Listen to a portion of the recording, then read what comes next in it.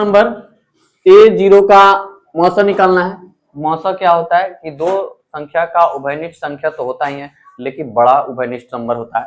तो यहाँ A और 0 में जो है ये इधर बड़ा राशि है, ठीक है ना। 0 से तो हम किसी संख्या से भाग देंगे तो 0 विभाजित हो जाएगा। 4 से अगर 0 में भाग देंगे तो क्या होगा, 0 टाइम जाएगा तो क्या हो जाएगा, कट जाएगा, ठीक है। तो इसलिए ये जो गए यहाँ ए इज द राइट आंसर, यानी ऑप्शन नंबर बी हो जाएगा इसका आंसर। चलिए नेक्स्ट। चलिए पांचवा नंबर, यूक्लिड एल्गोरिदम का प्रयोग करने के क्रम में, जो यूक्लिड एल्गोरिदम का हम प्रयोग करते हैं तो जब शून्य आता है तब उस चरण का भाजक क्या होता है। जैसे a equal to b q plus r, ठीक है ना। तो a बराबर बी क्यू और r 0 हो तो यहाँ b जो होता है इसको भाजक जो होता है, ये भाजक जो होता है इसका क्या कहलाता है, इस चरण का मौसा कहलाता है। क्या कहलाता है जी, मौसा। तो इसमें मौसा A option is the right answer, इसका ये फाइनल है। क्वेश्चन है छठा नंबर, यदि a इक्वल टू 23 गुने 3 गुने 5, b बराबर 24 गुने 5 गुने 7, तब a और b का लसा होगा। तो सबसे पहले यहाँ हल में हम लिखेंगे, हल में लिखेगा a कितना दिया हुआ है 23 गुने 3 गुने 5 हो गया, कोई दिक्कत नहीं दिक्कत। फिर b इक्वल टू कितना दे रखा है 24 गुने 5 गुने 7, ठीक है। तो हम इसमें लौसा निकालना है, तो जब लौसा निकालना है तो जो भी असामान्य राशि होगा उन सब का हम लोग क्या करते हैं, असमान राशियों का गुना कर लेते हैं। तो क्या करते हैं, लसा आसानी से निकल जाता है। तो इसमें कॉमन क्या दिख रहा है, 5 कॉमन दिख रहा है, इसलिए 5 एक बार आएगा, ठीक है ना। बाकी के जो भी अंक दिख रहे हैं वो सिंगल सिंगल है, इसलिए बाकी को ले लीजिए। 23 गुने 24 गुने कितना हो गया 3 गुने 7, टोटल नंबर कितना है 3 और 3 6, इसमें 5 को नंबर आना चाहिए, 3 और 2 5 हो गया, क्योंकि 5 दोनों में आया था इसलिए एक बार लिया गया, ठीक है। 24 में जब 5 से गुना कर दीजिएगा, 24 में 5 से गुना कर दे 120 हो जाएगा, 120 हो जाएगा, 120 हो जाएगा, ठीक है ना। अब बच गया आपका 23 और 3 गुने 7, ठीक है ना। अगर 7 तिरका 21 हम ले लेते हैं 21, और यहाँ कितना बचा हुआ है 23, इसका तो यहाँ लिख लिया हमने 21 ले लिया, 24 25 120 गुना जितना इजी हो सके हम इजी करना प्रयास करें। हम तो आ रहे हैं कि डायरेक्ट एक ही बार में हो जाए, ठीक है। तो चलिए अब 21 में 12 से गुना करना है, आसानी से कर दे, 12 एकम 12 के 2 हो जाएगा, 12 एकम 12 के कितना हो गया 2 हो गया, कैरी कितना 1 हो गया। अब 12 दूना 24, एक कितना हो जाएगा 25, इसमें 0 1 था रख देंगे, फिर कितना आया 23। अब 23 से गुना करना है, अब 23 से आसानी से गुना करना, ठीक है। क्वेश्चन था कितनी असंरेख बिंदुओं के मिलने से वृत्त बनता है, तो 3 असंरेख बिंदुओं के मिलने से क्या बनता है, आपका वृत्त तैयार होता है। 8वां नंबर, वृत्तखंड एक चाप और किन के बीच का एक भाग होता है। ध्यान रखिएगा ये वृत्तखंड है, और दूसरा एक और चीज होता है त्रिज्या खंड।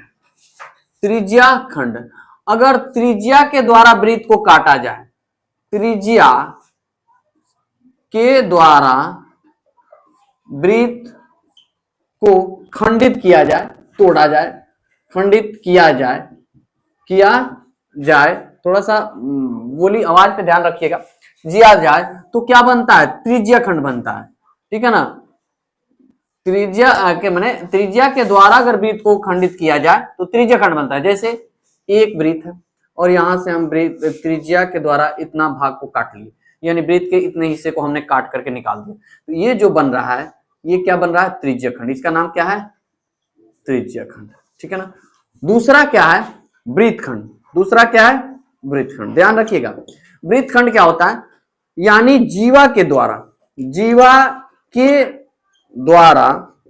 वृत्त को खंडित किया जाए, वृत्त को खंडित किया जाए तो क्या बनता है, वृत्तखंड बनता है।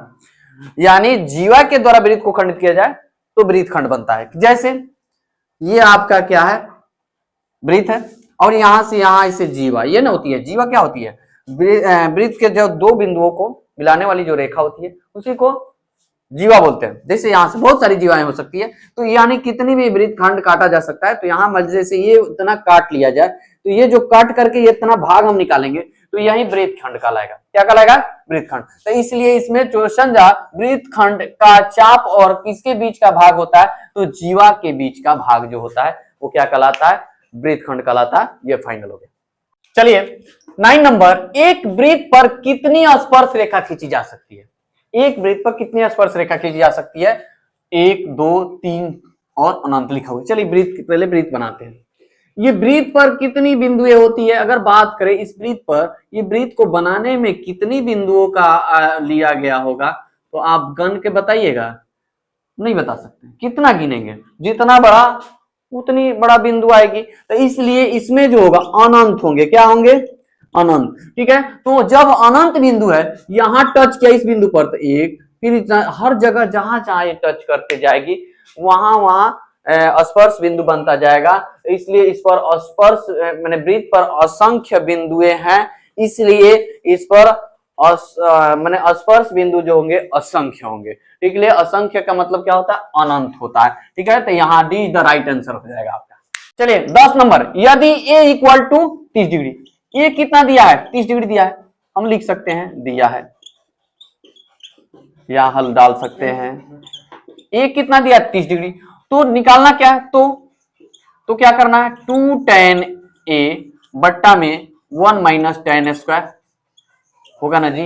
होगा। ए की जगह हमको क्या लेना है? 30 डिग्री। अब पहले रखिए 2 tan 30 बटा में 1 माइनस tan स्क्वायर 30।